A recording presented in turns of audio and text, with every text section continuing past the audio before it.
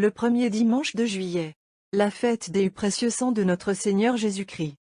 Jean-Baptiste a montré l'agneau, Pierre a fermi son trône, Paul préparait l'épouse, œuvre commune, dont l'unité fut la raison qui devait les rapprocher de si près tous trois sur le cycle. L'alliance étant donc maintenant assurée, tous trois rentrent dans l'ombre. Et seul, sur les sommets où ils l'ont établi, l'épouse apparaît, tenant en main la coupe sacrée du festin des noces. Tel est le secret de la fête de ce jour. Son lever au ciel de la Sainte Liturgie, en la saison présente, est plein de mystères. Déjà, et plus solennellement, l'Église a révélé au Fils de la Nouvelle Alliance le prix du sang dont il fut racheté, sa vertu nourrissante et les honneurs de l'adoration qu'il mérite. Au grand vendredi, la terre et les cieux contemplèrent tous les crimes noyés dans le fleuve de salut dont les digues éternelles s'étaient enfin rompues, sous l'effort combiné de la violence des hommes et de l'amour du divin cœur. La fête du très saint sacrement nous a vus prosternés devant les autels où se perpétue l'immolation du calvaire, et l'effusion du sang précieux devenu le breuvage des humbles et l'objet des hommages des puissants de ce monde. Voici que l'Église, cependant, convie de nouveau les chrétiens à célébrer les flots qui s'épanchent de la source sacrée. Qu'est-ce à dire, sinon, en effet, que les solennités précédentes n'en ont point sans doute épuisé le mystère. La paix faite par ce sang dans les bas lieux comme sur les hauteurs, le courant de ces ondes ramenant des abîmes les fils d'Adam purifiés, renouvelés, dans tout l'éclat d'une céleste parure, la table sainte dressée pour eux sur le rivage, et ce calice dont il est la liqueur enivrante, tous ces apprêts seraient sans but, toutes ces magnificences demeureraient incomprises, si l'homme n'y voyait les avances d'un amour dont les prétentions entendent n'être dépassées par les prétentions d'aucun autre amour. Le sang de Jésus doit être pour nous à cette heure le sang du testament, le gage de l'alliance que Dieu nous propose, la dot constituée par l'éternelle sagesse appelant les hommes à cette union divine, dont l'esprit de sainteté poursuit sans fin la consommation dans nos âmes. Et c'est pourquoi la présente fête, fixée toujours à quelqu'un des dimanches après la Pentecôte, n'interrompt point l'enseignement qu'ils ont mission de nous donner en ce sens, mais le confirme merveilleusement au contraire. Ayons donc confiance, ô mes frères, nous dit l'apôtre. Et, par le sang du Christ, entrons dans le Saint des Saints.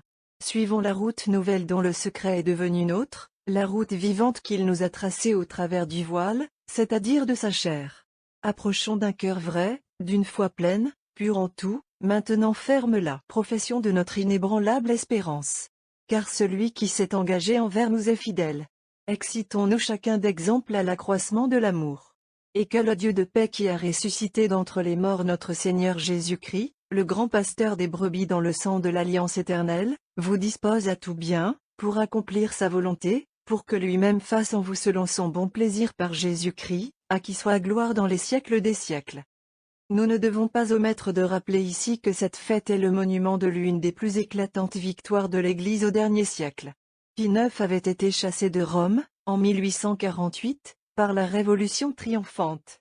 Dans ces mêmes jours, l'année suivante, il voyait rétablir son pouvoir. Les 28, 29 et 3 octet-juin, sous l'égide des apôtres, la fille aînée de l'Église, fidèle à son glorieux passé, balaya les remparts de la ville éternelle. Le 2 juillet, fête de Marie, s'achevait la conquête. Bientôt un double décret notifiait à la ville et au monde la reconnaissance du pontife, et la manière dont il entendait perpétuer par la Sainte Liturgie le souvenir de ces événements. Le 10 août, de Gaète même, lieu de son refuge pendant la tourmente, Pie IX, avant d'aller reprendre le gouvernement de ses États, s'adressait au chef invisible de l'Église et la lui confiait par l'établissement de la fête de ce jour, lui rappelant que, pour cette Église, il avait versé tout son sang. Peu après, rentré dans sa capitale, il se tournait vers Marie, comme avait fait en d'autres circonstances saint Pie V et Pie VII. Le vicaire de l'homme-Dieu renvoya à celle qui est le secours des chrétiens l'honneur de la victoire remportée au jour de sa glorieuse visitation, et statuait que la fête du 2 juillet serait élevée du rite double majeur à celui de seconde classe pour toutes les églises, prélude à la définition du dogme de la conception immaculée, que l'immortel pontife projetait dès lors, et qui devait achever l'écrasement de la tête du serpent. À la messe. L'Église, que les apôtres ont rassemblée de toutes les nations qui sont sous le ciel, s'avance vers l'autel de l'époux qu'il a racheté de son sang, et chante dans l'introïte son miséricordieux amour. C'est elle qui est désormais le royaume de Dieu, la dépositaire de la vérité. Introïte. Vous nous avez rachetés par votre sang, ô Seigneur, de toute tribu, de toute langue, de tout peuple, de toute nation, et vous avez fait de nous le royaume de notre Dieu. PS Je chanterai à jamais les miséricordes du Seigneur. De génération en génération ma bouche annoncera votre vérité. Gloire au Père. Vous nous avez rachetés. Gage de paix entre le ciel et la terre, objet des plus solennels hommages et centre lui-même de toute liturgie, protection assurée contre les maux de la vie présente, leçon 2. L'homme Dieu dépose dès maintenant dans les âmes et les corps de ceux qu'il a rachetés le germe des joies éternelles. L'Église demande, dans la collecte, au Père qui nous a donné son Fils unique, que ce germe divin ne reste pas stérile en nous et arrive à son plein développement dans les cieux. Collecte. Dieu Tout-Puissant et Éternel, qui avait fait de votre Fils unique le Rédempteur du monde, et avait voulu être apaisé par son sang. Nous vous en supplions, accordez-nous de célébrer de telle sorte en nos solennels hommages le prix d'où notre salut, et d'être si bien défendus en terre par sa vertu contre les maux de la vie présente, que nous puissions au ciel nous réjouir à jamais de son fruit. Par le même Jésus-Christ notre Seigneur. On fait ici mémoire du dimanche après la Pentecôte, qui cède à la fête du précieux sang le premier honneur de cette journée. Épître. Lecture de l'épître du bienheureux Paul, apôtre, aux Hébreux. Chapitre 9. Mes frères, Jésus-Christ, le pontife des biens futurs, étant venu apparaître, est entré une fois dans le sanctuaire par un tabernacle plus grand et plus parfait, qui n'a point été fait de main d'homme, c'est-à-dire qui n'a point été formé par la voie commune et ordinaire. Il est entré, non avec le sang des boucs et des taureaux, mais avec son propre sang, nous ayant acquis une rédemption éternelle. Car si le sang des boucs et des taureaux, et l'aspersion de l'eau mêlée avec la cendre d'une génisse, sanctifie ceux qui ont été souillés, et leur donne une pureté extérieure et charnelle, combien plus le sang du Christ, qui par l'Esprit Saint s'est offert lui-même à Dieu comme une victime sans tache, purifiera-t-il notre conscience de ses œuvres mortes, pour nous rendre capables de servir le Dieu vivant. Et c'est pourquoi il est le médiateur du Testament nouveau, afin que, par la mort qu'il a subie pour racheter les prévarications commises sous le premier testament, ceux qui y sont appelés reçoivent l'objet de la promesse, l'héritage éternel, en Jésus-Christ notre Seigneur. L'épître qu'on vient de lire est la confirmation de ce que nous avons dit du caractère de cette fête.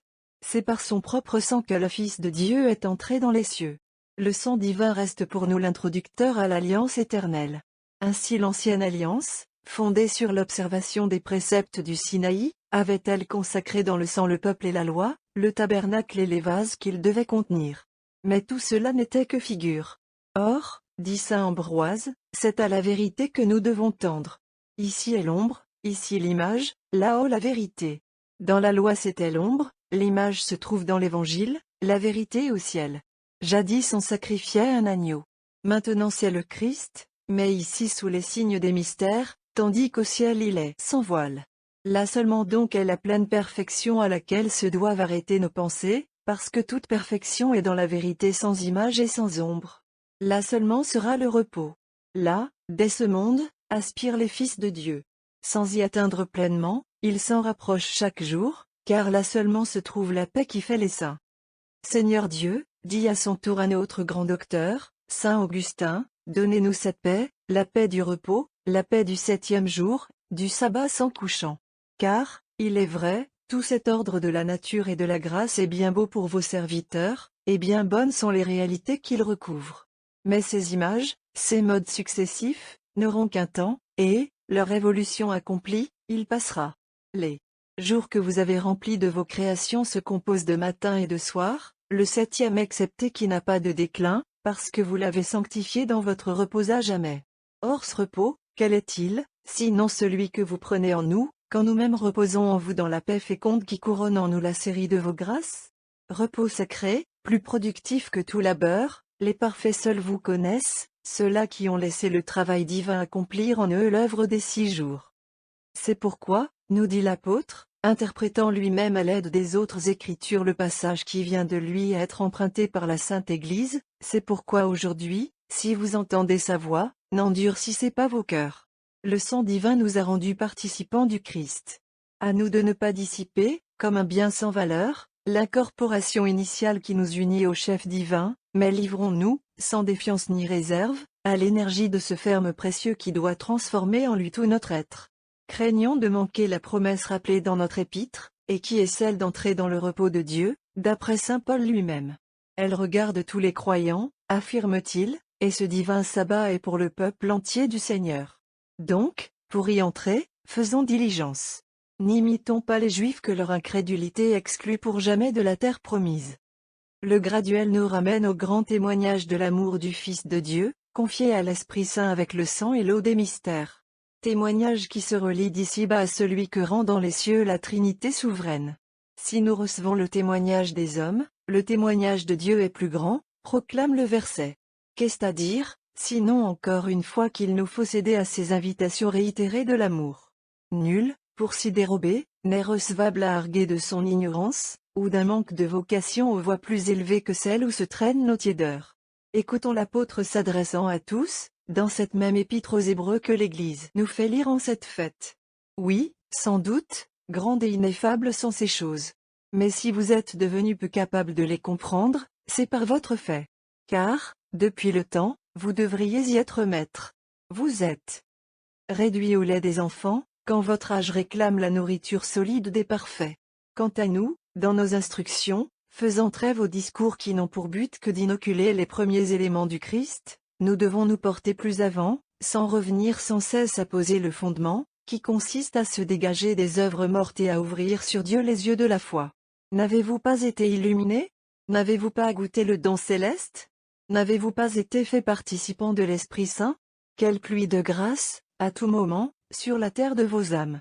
Il est temps qu'elle rapporte en conséquence à Dieu qui la cultive. Assez tardé. Soyez de ceux qui par la patience et la foi hériteront des promesses, jetant votre espérance, comme une ancre assurée, au-delà du voile, aux plus intimes profondeurs, où Jésus n'est entré devant nous que pour nous attirer à sa suite. Graduel. Jésus-Christ est venu par l'eau et le sang, non dans l'eau seule, mais dans l'eau et le sang.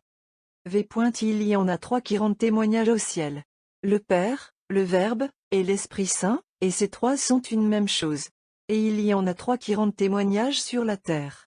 L'Esprit, l'eau, et le sang, et ces trois concourent au même but. Alléluia, Alléluia. Si nous recevons le témoignage des hommes, le témoignage de Dieu est plus grand. Alléluia. Évangile. La suite du Saint-Évangile selon Saint Jean. Chapitre 19. En ce temps-là, Jésus ayant pris le vinaigre, dit, « Tout est consommé. » Et baissant la tête, il rendit l'esprit.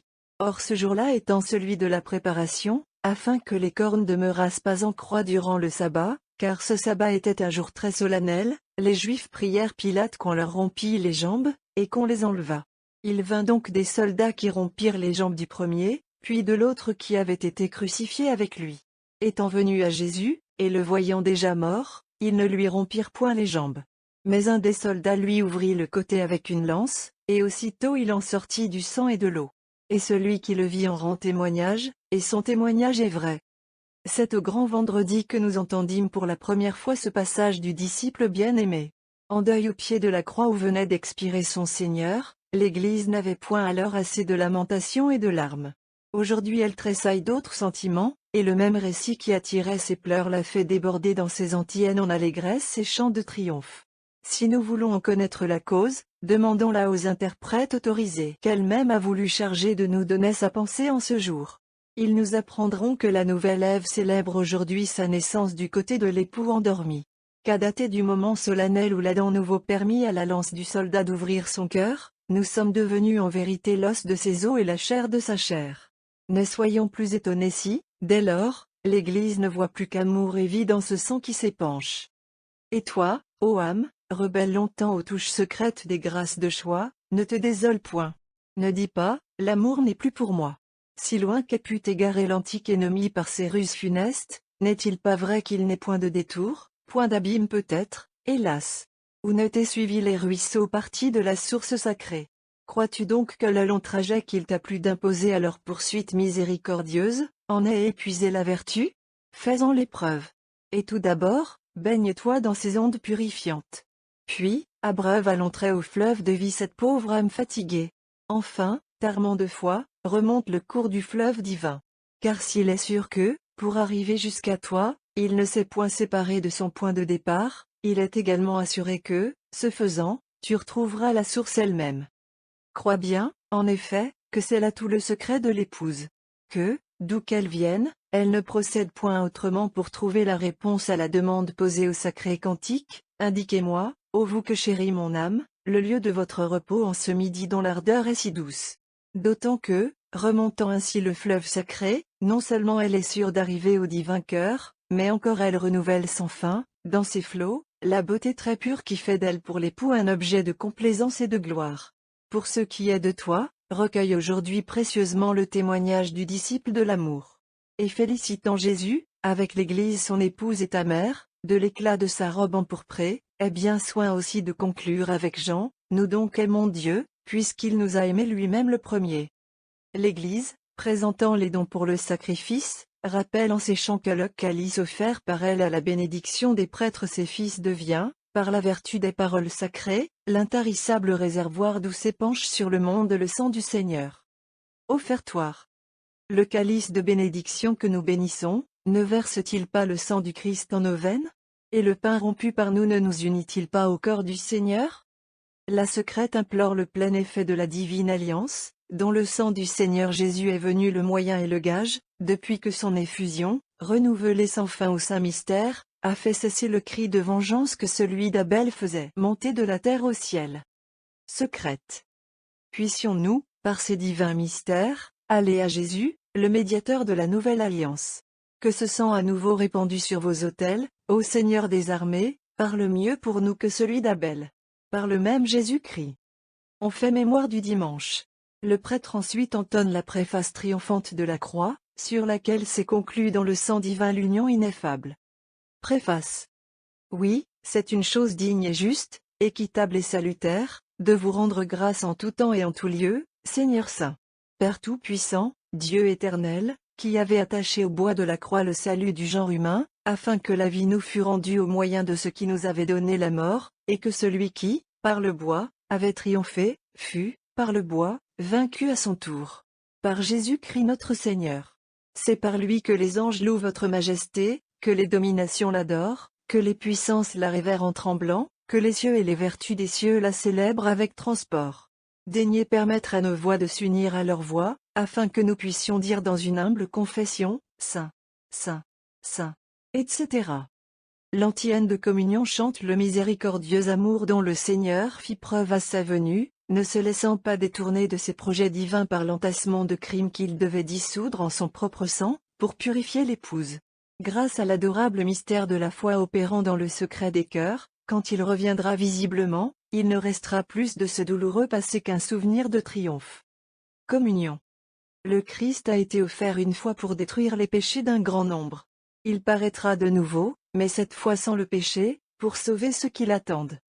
Abreuvé d'allégresse aux fontaines du Sauveur, qui sont ses plaies sacrées, obtenons que le sang précieux qui rougit nos lèvres demeure, jusqu'en l'éternité, la source vive où nous puiserons la béatitude et la vie.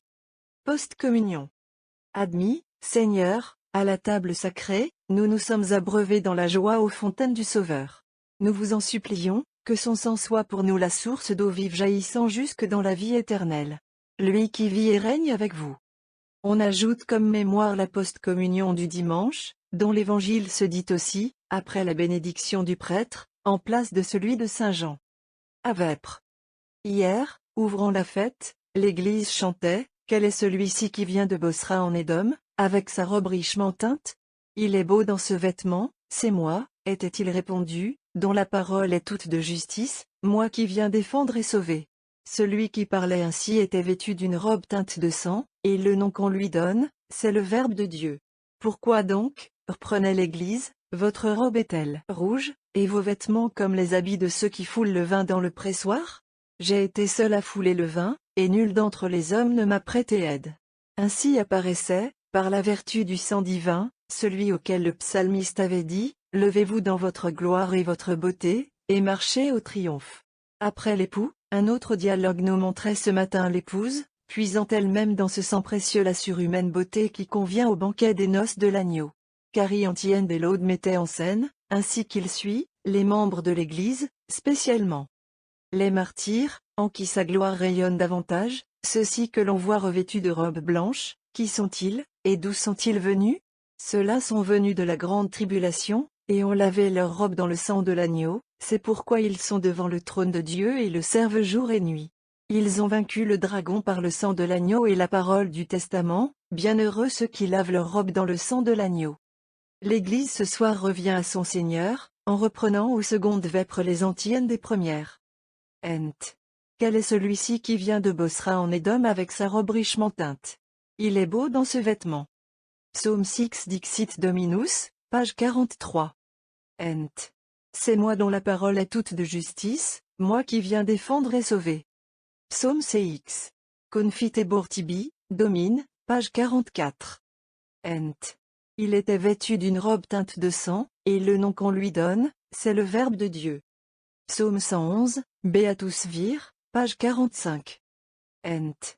Pourquoi donc votre robe est-elle rouge, et vos vêtements comme les habits de ceux qui foulent le vin dans le pressoir? Psaume 12. Laudate pueri, page 46. Ent. J'ai été seul à fouler le vin, et nul d'entre les hommes ne m'a prêté aide. Psaume 6 Elvi. Jérusalem, chantez le Seigneur, Sion, chantez votre Dieu. C'est lui qui fortifie les serrures de vos portes. Il bénit les fils nés en votre sein. Il a placé la paix sur vos frontières. Il vous nourrit de la fleur du froment. Il envoie son verbe à la terre. Sa parole parcourt le monde avec rapidité. Il donne la neige comme des flocons de laine. Il répand les frimas comme la poussière. Il envoie le cristal de la glace semblable à un pain léger, qui pourrait résister devant le froid que son souffle répand? Mais bientôt il envoie son verbe, et cette glace si dure se fond à sa chaleur, l'Esprit de Dieu souffle, et les eaux reprennent leur cours. Il a donné son verbe à Jacob, sa loi et ses jugements à Israël. Il n'a point traité de la sorte toutes les nations, et ne leur a pas manifesté ses décrets. Ent. J'ai été seul à fouler le vin, et nul d'entre les hommes ne m'a prêté aide. Capitule. Hébreux 9. Mes frères, Jésus-Christ, le pontife des biens futurs, étant venu apparaître, est entré une fois dans le sanctuaire par un tabernacle plus grand et plus parfait, qui n'a point été fait de main d'homme, c'est-à-dire qui n'a point été formé par la voie commune et ordinaire. Il est entré, non avec le sang des boucs et des taureaux, mais avec son propre sang, nous ayant acquis une rédemption éternelle. Hymne. Que par les chemins résonnent des accents de tête. Que la joie brille au front des habitants de la cité. Portant des torches enflammées, que s'avancent dans un ordre harmonieux enfants et vieillards. Mourant sur la dure couche de l'arbre du salut, de plaie sans nombre le Christ a répandu son sang. Cette fête en garde le souvenir. Sachons au moins, en hommage, y mêler nos larmes. L'ancien Adam, par son crime, avait perdu le genre humain.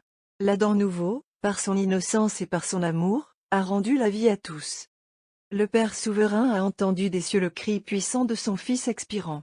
Ce sang l'apaise, et nous mérite grâce. Quiconque lave sa robe en ce sang, n'a plus aucune tache. L'éclat empourpré qu'il puise le rend soudain semblable aux anges et agréable au roi.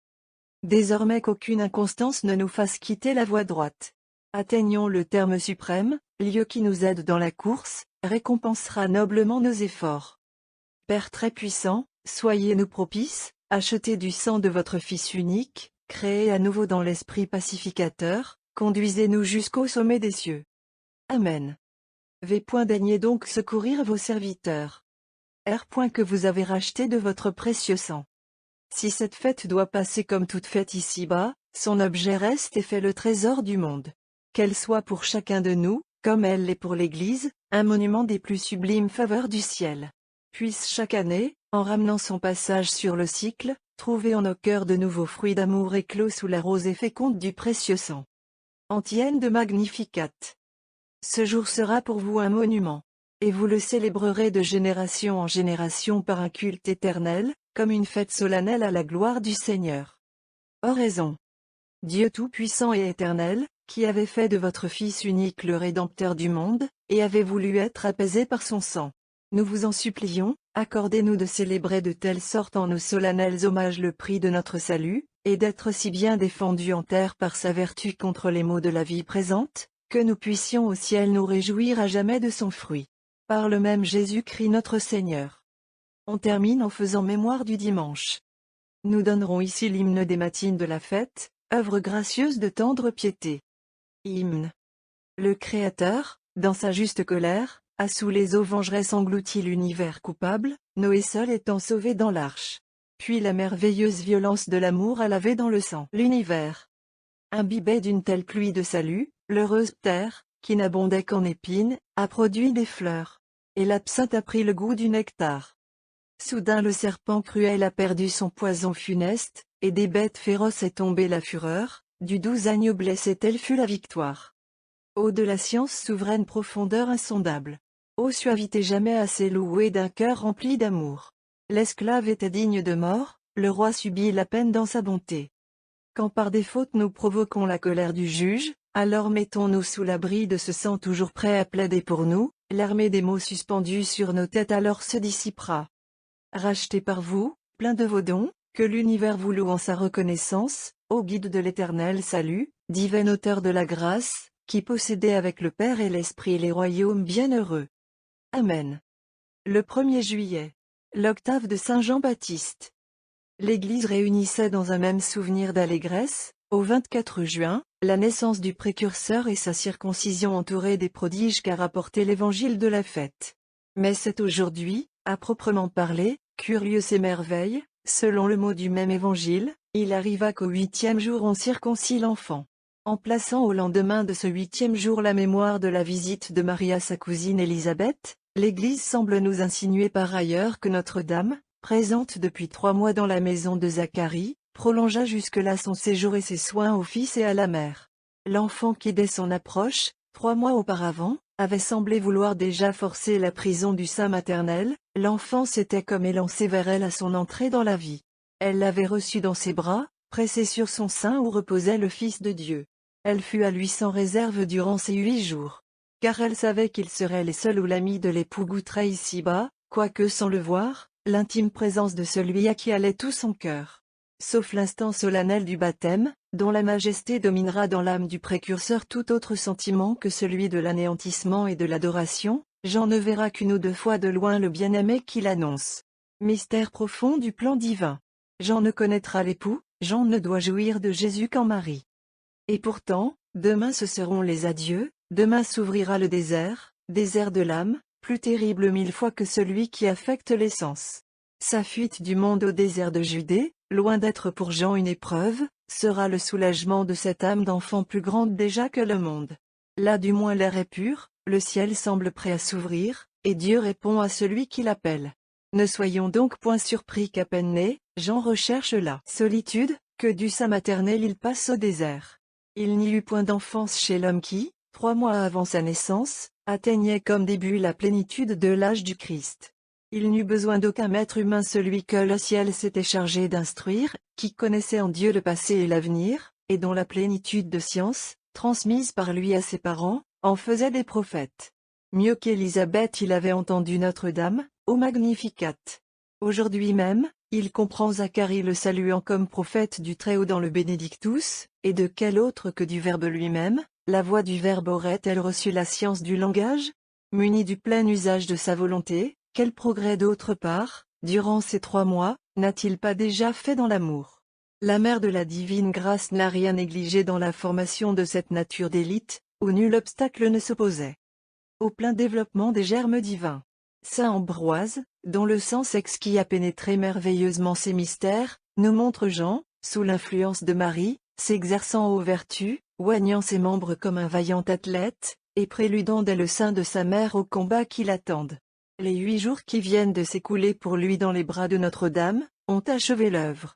Sa douce maîtresse, qu'il ne reverra plus, peut dès maintenant lui donner rendez-vous au ciel à la gauche du trône de son Fils, gardant pour elle la droite, selon les traditions dont l'art chrétien s'est fait jusqu'à nos temps l'interprète fidèle. En attendant que naisse dans 6 mois le Fils de la Vierge, la terre est en possession du plus grand des enfants nés d'une femme. Nul génie humain, dans son plus haut vol, ne toucha les sommets où cet enfant de 8 jours tient dès maintenant fixé son intelligence. Nulle sainteté ne mena plus avant l'héroïsme de l'amour. Éclairé pleinement sur la portée des adieux qui s'apprêtent, il verra sans faiblir demain s'éloigner et le fils et la mère. Comme l'époux, l'ami de l'époux est assez fort pour n'avoir point d'autre nourriture que l'accomplissement de la volonté du Père qui les envoie tous deux.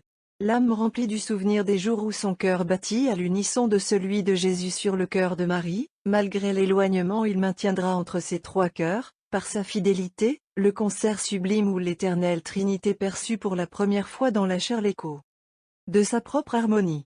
Pareil à la fleur amie de l'astre du jour, qui, sans quitter la terre où elle fut placée par les décrets divins, tourne sans cesse vers lui sa corolle avide. Jean, du désert, suivra du cœur et de la pensée tous les pas de Jésus. Mais il saura contenir son âme. De ce regard qui le découvrit autrefois, malgré les intermédiaires, au sein de Notre-Dame, il le verra, enfant, homme fait, passer maintes fois non loin de sa solitude.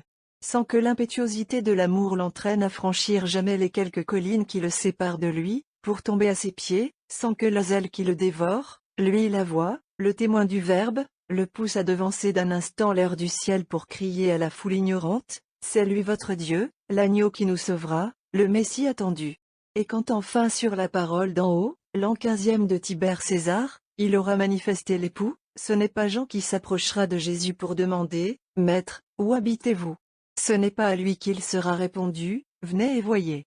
À d'autres, à tous les autres, de suivre Jésus, d'habiter avec lui. Jean tressaille à la rencontre fortunée, mais lui s'éloigne, il disparaît, jusqu'au jour prochain où la prison d'Hérode l'adultère deviendra son tombeau. Ô Dieu! S'écrie l'aimable et doux François de Sales, cet exemple accable mon esprit par sa grandeur. Abstinence divine, proclame l'aigle de Meaux à son tour, abstinence plus admirable que toutes celles qui nous sont rapportées de saint Jean-Baptiste. Partageons, nous aussi, l'allégresse admirative de l'Église, lorsqu'un séjour elle fait écho à la voix de Gabriel annonçant dans les mêmes termes et la grandeur du fils de Zacharie et celle du Sauveur. Entrons dans l'enthousiasme avec lequel les pères et les docteurs, saluant d'abord Marie, la bénie entre toutes, ont applaudi à l'éloge fait de Jean par le Verbe lui-même. Comprenons-les, lorsqu'il déclare que seul entre les hommes le Christ est plus élevé, que quiconque est né d'une femme lui est inférieur, qu'il fut le plus excellent des saints, plus que saint, demi-dieu, marquant la limite du mérite humain, si grand, enfin, qu'un plus grand serait Dieu. En face de cette perfection sublime qui dépasse la portée de l'intelligence même, nous ne serons point surpris que, selon la doctrine exposée dans les ouvrages de Gerson, dont l'autorité est ici d'un grand poids, Jean-Baptiste s'élève au ciel par-delà tous les cœurs des milices bienheureuses, et tienne la place laissée vide autrefois par Lucifer au pied du trône de Dieu. Nous conclurons avec l'Église les enseignements de cette octave, par les paroles de saint Ambroise qui compose aujourd'hui la dernière leçon de l'office des matines. Jean est son nom, écrit Zacharie, et sa langue est déliée. Spirituellement écrivons, nous aussi, ces mystères, et nous saurons parler. Gravons le précurseur du Christ, non sur des tablettes inanimées, mais dans le vif de nos cœurs. Car nommer Jean, c'est annoncer le Christ. Que ces deux noms, de Jean et de Jésus-Christ, soient donc unis sur nos lèvres. Et la louange s'élèvera parfaite de notre bouche, comme de celle de ce prêtre que sa foi hésitante au précurseur avait rendu muet. Saint Ephrem nous donnera ci-après la fin du chant sublime où il met en présence l'époux et l'ami de l'époux sur le bord du Jourdain. Jean continue d'exposer les difficultés sans fin que son humilité lui inspire pour décliner l'honneur de baptiser le Verbe fait chair. Hymne. Je ne puis, moi débile, toucher de mes mains votre corps de feu. Mais vos célestes légions sont toutes de flammes. Commandez à l'un de vos anges de vous baptiser. Ce n'est point des anges que j'ai pris corps, pour appeler un ange à me baptiser. J'ai revêtu un corps humain, c'est à un homme de me baptiser. Les eaux vous ont vu, et elles ont tremblé grandement. Les eaux vous ont vu, et elles ont été ébranlées. Le fleuve bouillonne dans sa frayeur, et moi débile comment oserais-je vous donner le baptême? Les eaux sont sanctifiées par mon baptême, elles reçoivent de moi l'esprit et le feu. Si je ne reçois pas ce baptême, elles n'auront point le pouvoir d'engendrer des fils immortels.